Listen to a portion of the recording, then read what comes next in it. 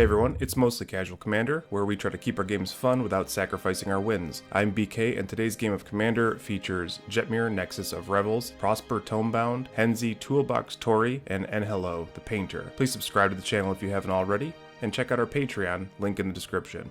Kovacs won the die roll, so he'll kick us off by playing a forest as his land, and then passing over to me. I'll drop a Fabled Passage as my land for turn, and then crack that to go and find a mountain before passing over to J-Man. He plays Smoldering Marsh, which enters the battlefield tapped, and on to Kyle, who plays Xander's Lounge, the new Triome for Grixis colors. Plains enters Kovacs' battlefield, and he says go over to me, where I play a Swamp, and I pass right back to J-Man. He plays a Mountain as his second land, and with that he passes back to Kyle, who plays Ponder. So he'll look at the top 3 cards of his library, put them back. He could shuffle if he wants, and he could draw a card. Following that, he'll play a Morphic Pool as his land, which enters untapped, and he passes over to Kovacs, who unfortunately misses a land drop and says go. On his end step, I cast Thrill of Possibility, discarding Throes of Chaos, noted here because it has Retrace. I'll draw 2, and then over to me, I'll play a Command Tower as my land for turn. We'll go with a full strength, light up the stage. So after paying full price for that light up the stage, I'll exile the top 2 cards of my library, and I get to play them until the end of my next turn. Then over to J-Man, he pulls a Kovacs and misses a land drop himself. On to Kyle's turn, he drops that mountain and casts his commander, Anhelo the Painter, who's looking to copy all of the instants and sorceries he possibly can. Over to Kovacs, he hits a land drop, and he's able to cast Kodama's Reach, catching him back up with all of his lands. So he'll put a Plains onto the battlefield, a forest into hand, and he passes over to me. I play Haunted Ridge from exile, then I cast my commander, Prosper Tomebound, looking to take advantage of all those exiled cards and gain some treasures in the process. On my end step, I get a land to the exile zone. J-Man hits a forest as his land for turn, and then he casts Fauna Shaman, and that should allow him to tutor up some creature cards from his library to his hand. On to Kyle's turn, he moves right into combat, chipping away at my life total with 1 point of commander damage. Then he drops Adawara, Soaring City as his land for turn, then plays Primal Amulet, reducing the cost of his instants and sorceries, and might allow him to copy spells in the future. Over to Kovacs, he plays a forest as his land, and then casts Mirari's Wake, doubling his mana production from his lands as well as pumping his team. On his end step, Deadly Rollick is cast by Kyle on Prosper Tomebound. Thanks, Kyle. Then, onto my turn, I play a land from exile. Nice treasure. You cut me deep, bro. You cut me deep. I follow that up by casting Reckless Fireweaver, and with that I'll hope to ping my opponents when an artifact enters my battlefield. Then I play Imperial Recruiter. I tutor up Academy Manufacturer to my hand. And over to J-Man's turn, he plays Zayatora's Proving Ground, and follows that up with Explore. So he'll draw a card, and he may play an additional land this turn.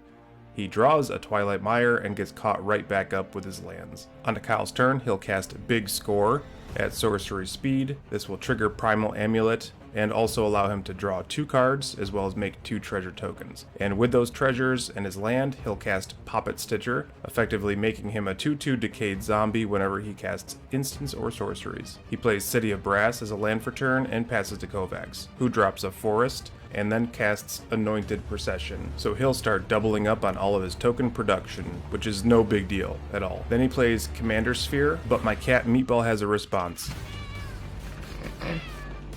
It's okay. Get off the table, meatball. Commander Sphere resolves after that brief interruption, and then Shalai, Voice of Plenty, is played on Kovacs' board, giving him hexproof and all of his creatures. I play a Mountain, and then I cast a Timely Soul Ring. This does, however, trigger my Reckless Fireweaver, picking all of my opponents for 1. I recast my commander, Prosper Tomebound, and then on my end step, I put another land into his exile zone. J-Man activates Fauna Shaman on my end step, so he'll discard a creature card, and he'll fetch up an Indrik Stomp Howler, which will go to his hand. Kyle responds to this by taking 1 life and casting a Braid on Fauna Shaman. This triggers his Puppet Stitcher as well as Primal Amulet, so he gets a 2/2 Decayed Zombie and puts another counter on Primal Amulet, which is 1 step closer to flipping that bad boy over and allowing him to copy spells. J-Man plays Stomping Ground at the cost of 2 life to make sure it enters the battlefield untapped. Then he casts Zayatora the Incinerator, hoping to start flinging some creatures eventually. Over to Kyle's turn, he plays Talrand, Sky Summoner, who will definitely make drakes. Am I right? Then he passes the turn over to Kovacs, keeping up some defense. Kovacs plays a land and casts Brazen Upstart. This can certainly deal some damage, and when it dies, he can find a creature from the top of his library. He plays his commander, Jetmir, Nexus of Revels, hoping to pump the team based off of how many creatures he has on the board. Oketra the True is his follow-up play. Not only is a double strike indestructible creature, but can make tokens as well. In this case he does. He'll make some warrior tokens with Vigilance, and it's replaced by Anointed Procession, giving him 2 instead of 1. He moves to combat with Shalai, swinging at me, dropping me down to 33, and then passes the turn. My first play this turn is Academy Manufacturer, hoping to take advantage of my treasure production by giving me additional clues and food tokens as well. This pings everybody with Reckless Fireweaver, and then I play a land from exile, triggering Prosper, therefore giving me a treasure, a clue, and a food, triggering Reckless Fireweaver a total of 3 more times. Then I cast Gonti, Lord of Luxury. I target Kyle and have him give me the top 4 cards of his library.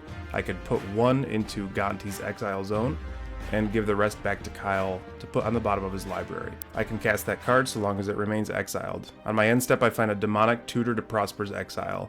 Jund Panorama is J-Man's land for turn. Then he plays the Great Henge, which is cost reduced because Zayator is on the battlefield. Then he plays his commander, Henzie Toolbox Torre, hoping to take advantage of the new Blitz mechanic from Streets of New Capenna. Pass. You don't want to sacrifice your commander to Zayatora or anything? I would kill Prosper. Well then, don't.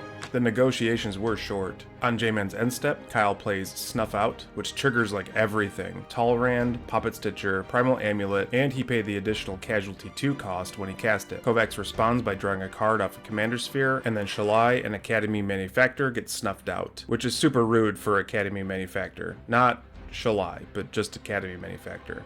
This flips over Primal Amulet into Primal Wellspring, so he can start copying additional spells, as if Anhelo wasn't enough. He chips away at my life total on his turn, and then he casts Blasphemous Act, because Kovacs' board state is just ridiculous. So Kyle will pay a total of 1 red mana for that, and kill everything on the board. This gives Kovacs a death trigger, and he'll find a Grand Warlord Rada off of his Brazen Upstart. He recasts his commander, Anhelo, the Painter, and afterwards he will pass the turn over to Kovacs. Kovacs plays a Plains as his land for turn, and then he'll activate Oketra the True a total of 3 times. And with Anointed Procession, this gains him 6 1/1 Vigilance Warrior tokens. He follows that up by casting Grand Warlord Rada, a hasty threat that could produce some additional mana. So he moves to combat, chipping away at both myself as well as Kyle's life total, and then he moves to end step, whereby I crack a clue and draw a card. Onto my turn, I drop a Swamp as my land for turn, and recast my commander, Prosper Tomebound. After that, I cast Demonic Tutor, and go and find something that I hope is useful.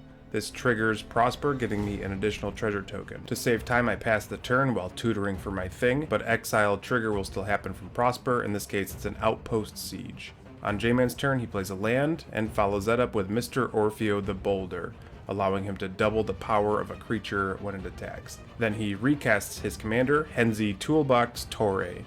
So J-Man gains 2 life, grabs a card, and puts a 1/1 counter on his thing. On to Kyle's turn, he plays Drowned Catacomb as a land. Then he casts Demir's Signet, and with nothing left to do, he passes over to Kovacs. As he starts his turn, I find that Outpost Siege up the top with Prosper's trigger. Then he casts Benelish Marshal, pumping his creatures an additional +1/+1. And thanks to Mirari's Wake, he casts his commander, Jetmir, Nexus of Revels, again. And then just to confirm, this already had double strike? Already has double strike. So now does it have triple strike? Or Quadruple. Yeah, it's quadruple strike. Quadruple strike, Okay, yeah. do I Plus even know 2 how to is? play? And with that, he moves to combat, swinging enough creatures at each one of his opponents to knock all 3 of us out of the game at the same time. Congratulations, Kovacs. Jetmir is definitely a beast, and I probably should have tutored for something to kill all of your stuff. Anyway, we still had fun playing the game, and we hope you guys enjoyed watching it. Please let us know what you think about it in the comments. Consider subscribing if you haven't already, or supporting us on Patreon. And as always, thank you for watching.